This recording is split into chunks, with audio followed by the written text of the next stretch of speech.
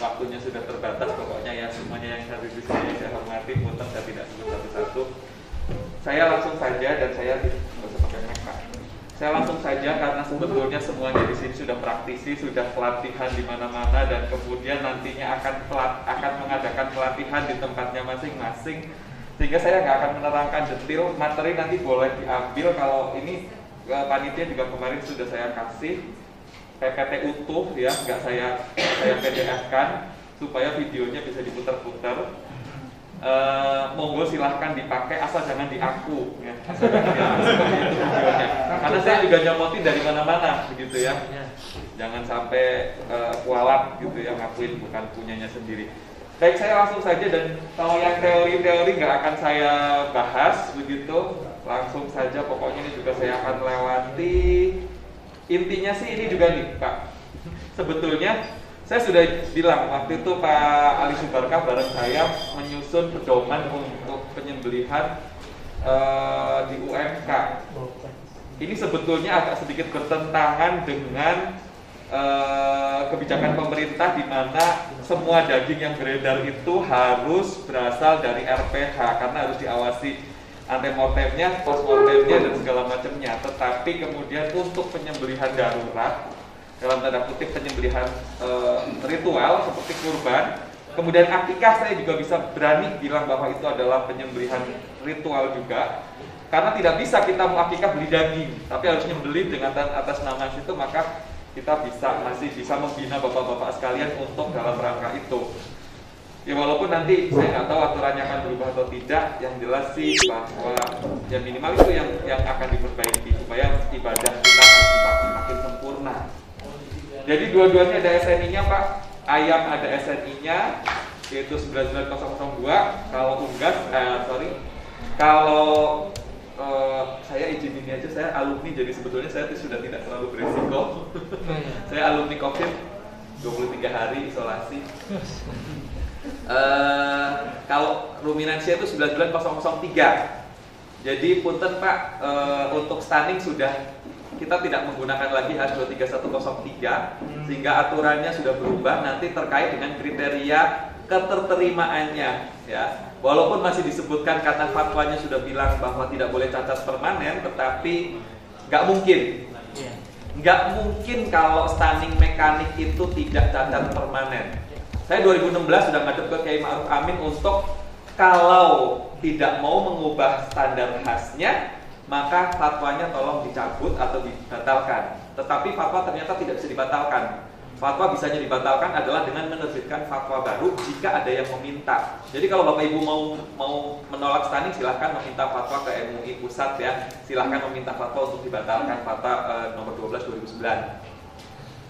Nah, kalau fatwanya tetap mau seperti itu, maka harusnya H23103-nya harus diperbaiki karena menimbulkan tadi kebingungan di masyarakat seperti disebutkan, prosesnya tidak disarankan tetapi dagingnya boleh.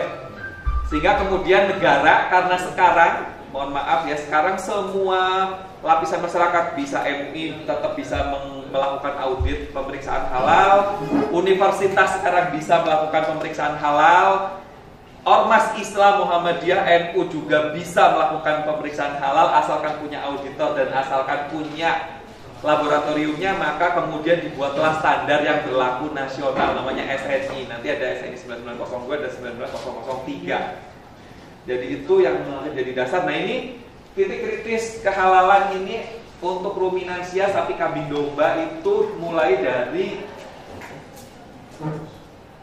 dari pemeriksaan antemortem sampai dengan pengulitan. Pemeriksaan antemortem itu terkait dengan dia masih hidup, hewannya tadi disebutkan hewannya halal atau tidak, betina produktif atau tidak, dia masih hidup atau tidak. Dan kalaupun masih hidup, ukurannya berapa, umurnya berapa, bobotnya berapa, karena terkait dengan nanti ukuran stunning yang akan dipakai. Karena harus ada di datanya, kalau nggak ada nggak bisa ya. Kita menentukan tiba-tiba ada yang 800 kilo, kita punyanya pelurunya yang oranye gitu. Atau sebaliknya punya 300 kilo tapi punyanya pelurunya yang merah gitu. Jadi harus ada pemeriksaan antemortem. Kemudian penanganannya tadi bisa pakai stunning bisa tidak. kemudian penyembelihannya tadi sudah disebutkan syarat-syaratnya, dan yang terakhir memisahkan kepala, kaki, dan pengulitan ketika dia harus sudah mati dulu. Jadi kalau di awal itu harus melihat, juru sembelih harus tahu hewan yang masih hidup ciri-cirinya apa. Terakhir setelah nyembelih, juru sembelih harus tahu ciri-ciri hewan yang sudah mati seperti apa, sehingga silahkan dilakukan pengulitan, silahkan dilakukan pemotongan kaki dan kepala. Jadi intinya itu. Kalau ayam sampai kapan dia baru boleh dicelupkan ke dalam air panas. Kemudian ini penyembelihan halal tadi sudah, saya nggak akan ini. Nah, kalau tadi dikatakan alatnya tidak boleh terbuat dari kuku, tulang, gigi, dan tanduk. Tanduk termasuk turunan tulang ya. Kenapa sih? Kalau saya ada ulama yang bilang bilahnya saja yang penting, yang bukan dari tanduk, gigi, dan tulang. Tapi saya pribadi, saya mohon maaf kalau ada yang tukang bilah atau apa saja, bagi saya karena yang disebutkan itu alat. Bilah ini kalau nggak ada gagangnya nggak bisa dipakai, artinya gagang juga alat. Karena alasannya bukan karena dia tidak tajam, karena apa segala macam, tidak. Tapi disebutkan alasannya adalah karena kuku adalah alatnya orang Habasyah, kemudian tanduk, tulang, gigi itu adalah alatnya jin, sehingga tidak boleh dipakai. Ya. Jadi ya monggo saja. Kalau saya lebih baik tidak. Bagi saya orang medis, maka apa? Karena kalau tanduk, tulang, gigi ini adalah barang organik yang berpori, yang mudah dimasuki oleh mikroorganisme. Sama halnya dengan kayu pun beberapa standar food grade nggak masuk peralatan di perusahaan. Pisaunya nggak boleh pakai gagangnya kayu karena ada porinya sehingga kemudian menyerap cairan dan mungkin menyimpan bakteri. Jadi silahkan saja ya, mau ambil yang mana. Tapi ada juga ulama yang mengatakan tidak boleh, bilahnya saja cukup ya, bilahnya saja, yang penting bukan tanduk, gigi, dan tulang. Tapi monggo saja, silahkan. Itu pendapat pribadi saya. Kemudian tadi mengenai AstraZeneca, betul ya. Tapi kenapa ya babi itu diciptakan? Tadi dimanfaatkan nggak boleh, kita berniaga pun nggak boleh, mengambil manfaat dari dia pun nggak boleh. Ya mungkin nggak 100% ya. Kalau kita memanfaatkan ini, ya makan, mengkonsumsi, bahkan sudah jadi enzimnya segala macam, ya saya sudah termasuk yang itu gitu ya. Tetapi saya orang kedokteran, kalau nggak pakai babi susah Pak. Dokter-dokter manusia itu pada praktikumnya di FKHIPB itu, kalau dia mau jadi spesialis anak, dia masang ventilator anak itu pakai anak babi. Dia mau penelitian obat kulit, dia pakainya kulit babi karena kulit babi mirip dengan manusia. Nggak perlu banyak-banyak, babi punggungnya lebar, jadi sesenti di sini kasih obat ini, sesenti di sini kasih obat ini, sesenti di sini kasih obat ini. Gitu. Tapi AstraZeneca, oke, Oxford nggak pakai babi, tapi ternyata Oxford pakai pepton. Peptonnya dari perusahaan lain, ternyata bikin peptonnya di perusahaan lain itu pakai prinsipnya babi, jadi pernah bersinggungan. Di produk akhirnya nggak ada, gitu loh. MUI sudah mengatakan kalau MUI prinsipnya tetap nggak boleh karena tetap haram statusnya. Tapi hukum darurat ya, kalau memang kita butuh banget, kemudian nggak ada yang lain, gitu loh, ya monggo, gitu loh. Tapi kalau misalnya ada kok pilihan cuma agak lebih mahal sedikit bayarnya, ya kalau saya pribadi ya saya akan milih yang benar-benar free gitu ya, misalnya begitu. Tapi kalau memang nggak ada ya mau gimana lagi gitu loh. Bahkan kalau kita di hutan adanya daging babi juga kita boleh kalau makan daging babi asal tidak berlebihan gitu. Hanya untuk mempertahankan hidup gitu. Jadi intinya itu saja. Kenapa babi diciptakan? Ujian. Gampang banget diternakan, dagingnya gemuk, makan apa aja bisa, gitu ya. Jadi jangan juga terus kenapa diharamkan ya, gitu loh. Nggak akan ketemu karena sudah disebutkan daging babi itu haram. Apakah karena kandung kemihnya bocor? Nggak juga. Apakah karena dagingnya banyak kolesterol? Gimana kalau pakannya direkayasa pakai omega 3, omega 6? Apakah jadi banyak kolesterol? Enggak. Oh banyak cacingnya, dimasak matang mati, gitu loh. Jadi itu semua tidak mengharamkan itu ya. Ini sudah disebutkan dan nggak usah dicari-cari lagi gitu alasannya, nggak akan ketemu. Kemudian tadi ini sudah semuanya. Nah ini harusnya sih kalau bapak-bapak mau sertifikasi ini yang harus diuji, bisa sholat, ngerti prinsip halal haramnya daging, kemudian bisa komunikasi dengan orang yang bekerja di sekitarnya, bisa menerapkan keselamatan dan keamanan kerja, kebersihan, keselamatan dan keamanan kerja, kemudian menerapkan higiene sanitasi, kalau ada luka diapain, cuci tangan gimana, pakai APD gimana, urutannya. Kemudian prinsip keserawan tadi, ihsan selalu halal dan thayyib, halal dan ihsan itu selalu bergandengan, karena ihsan itu akan mempengaruhi kualitas dan kehalalannya. Kemudian harus bisa ngasah pisaunya, harus bisa tahu milih pisaunya. Saya selalu bawa banyak ini, mana yang cocok untuk sembelih ayam yang mana, untuk sembelih domba yang mana, untuk sembelih sapi yang mana. Kemudian yang terakhir ya tentu saja harus bisa melakukan teknik penyembelihan, dan yang terakhir adalah bisa menentukan bahwa dia sudah mati. Dan tindakan koreksi, nah ini tindakan koreksi tadi belum disebut-sebut ya. Kalau lagi nyembelih goloknya lepas, goloknya patah, boleh nggak dilanjutin? Boleh, asalkan tidak ditunda. Saat itu juga tidak sempat kita menunda, jangan dibiarin rokok dulu, dilanjutkan, nggak boleh. Nah kalau sudah tersembelih kemudian ada, sudah kelanjur diangkat sebetulnya ini, terus baru ketahuan satu pembuluh darah belum putus, atau hukumnya satu belum putus, markinya wajadnya belum putus, nggak disembelih ulang, tapi putuskan yang belum putus saja, ya, putuskan yang belum putus saja, bukan diiris lagi semuanya, bukan, nanti ada gambarannya. Kemudian tadi mati sudah. Nah ini peralatan sudah. Nah ini keserawan itu sangat berpengaruh terhadap proses ini. Intinya gini, kalau hewan dibikin stres, itu gulanya daging itu banyak dipakai. Gulanya daging banyak dipakai, dagingnya jadi nanti tidak akan terbentuk asam laktat, padahal asam laktat dibutuhkan untuk membuat daging itu menjadi bagus begitu. Kalau stresnya terlalu lama, kronis, itu dagingnya menjadi alot, hitam, kering. Kalau stresnya parah tapi sebentar saja, kayak di gelonggong misalnya, itu menjadi PSE, pale soft exudative, lembek, pucat dan berair. Dua-duanya nggak bagus. Alot, kering, sopo nggak enak. Kalau lembek, pucat, berair, susut masaknya tinggi, gampang busuk, jus dagingnya, nilai gizinya pada keluar ke cairan kuahnya ya. Jadi kadang-kadang kita ada kebiasaan merebus, dibuang dulu kuahnya kaldunya sekali, nanti daging nilai gizinya banyak kebuang di situ. Kemudian kalau bapak-bapak mungkin kalau yang dimasak sekarang mah yang penting murah, tapi kalau bapak-bapak ingin nyuplai ke supermarket, nyuplai ke restoran, kalau hewannya dibikin stres, dagingnya alot, nggak bakalan mau mereka. Kalau kemudian stres banget meronta-ronta, kemudian badannya memar-memar, dagingnya memar-memar, juga nggak akan mau mereka menerima daging itu. Jadi itu intinya kenapa.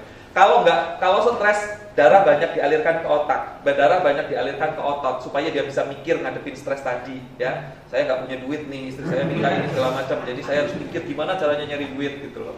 Kemudian saya jadi berangkat nyetir ke sini, gitu. Itu berarti ototnya harus kuat, makanya darahnya banyak dialirkan ke otot. Hewan lagi kayak gitu disembelih, dia nggak mati-mati, menyiksa lebih lama, dagingnya banyak mengandung darah. Jadi jangan dibikin stres pada saat hewan akan disembelih. Kemudian, nah ini pisau sembelihan udah semuanya ya. Tadi disebutkan dilarang mengasah pisau di depan. Kalau saya tidak di depan karena si sapi itu tidak tahu ini pisau, ini asahan, itu dia tidak tahu. Dia tahunya adalah bunyi ini. Jadi saya lebih suka menerjemahkan dari situ adalah dilarang mengasah pisau di dekat hewan yang disembelih. Jadi mau di depan, di belakang, di samping, sebaiknya tidak dilakukan. Kemudian dia takut dengan bunyinya karena urutannya harusnya Bapak itu belajar perilaku hewan dulu. Sapi itu hewan sosial, jangan biarkan dia sendirian. Kalau ngamuk, dia lari, jangan dikejar-kejar sendiri, cariin temen. Nanti dia nggak tahu dia akan berteman, nggak tahu dia akan berantem gitu loh. Karena dia akan saling mendominasi. Minimal dia jadi nggak lari, kemudian gampang kita tangkap gitu loh. Atau sebaliknya, jangan dibiarkan dia sendirian nunggu di tempat penyembelihan, udah bau darah, mendengar orang ribut, dia sendirian takut banget, tambah stres. Kemarin juga gitu, sapi sendirian banyak ditonton, kemarin kan praktek nyembelih sapi juga, stres akhirnya mampet lah pembuluh darahnya lah, nggak mati lah segala macam, gitu ya. Jadi kalau saya pelatihan, saya kadang-kadang tidak berharap pelatihannya bagus. Bahkan kalau saya praktek ke RPH malam-malam ya, saya doanya jelek, mudah-mudahan ketemu yang tidak bagusnya, sehingga orang-orang yang saya latih itu percaya gitu loh, kalau yang saya sampaikan itu memang benar kejadian. Saya selalu doanya adalah doa jelek. Beda kan? Orang kan ngasih pelatihan kan jaim begitu, oh harus begini. Kalau saya mah apa adanya aja di lapangan gitu loh. Jadi jangan tersinggung juga gitu loh. Kalau ada beberapa oknum juleha yang rada-rada nakal juga saya akan sampaikan. Yang tadi seperti motongnya ke atas, potongnya di bawah gitu ya. Itu kan oknum juleha yang rada-rada nakal gitu. Ini ya nanti dibaca saja, intinya bahwa dia harus istirahat dulu, harus macam-macam lah gitu. Karena ini nggak cukup waktunya.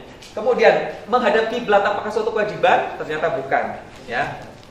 Hanya anjuran saja. Kalau bisa ya silahkan. Karena unta lagi berdiri, lagi ngapain juga cuma diangkat kakinya satu, diikat satu, dipotong dalam posisi apapun.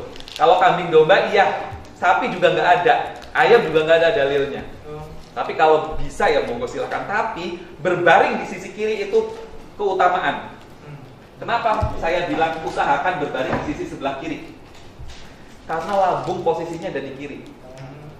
Ya, lambung posisinya ada di kiri, begitu direbahkan di sisi kiri, artinya organ-organ hati, usus segala macam nggak ketindih sama lambung. Terus nanti si pintu masuknya lambung kalau berbaring di sisi kiri ada di atas. Jadi nggak gampang tumpah isi lambungnya begitu disayat nggak muntah sapinya.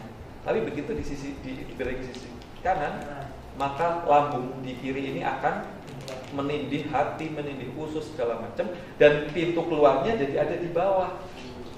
Tumpahlah nanti ke bekas luka sayatan di sini. Asam lambung perih kena luka. Isi asam lambung isinya bakteri, kena ke bekas luka sayatan sini. Dagingnya jadi bau, jadi ada bakterinya di situ. Jadi menyembelih di sisi sebelah kiri itu adalah sangat utama.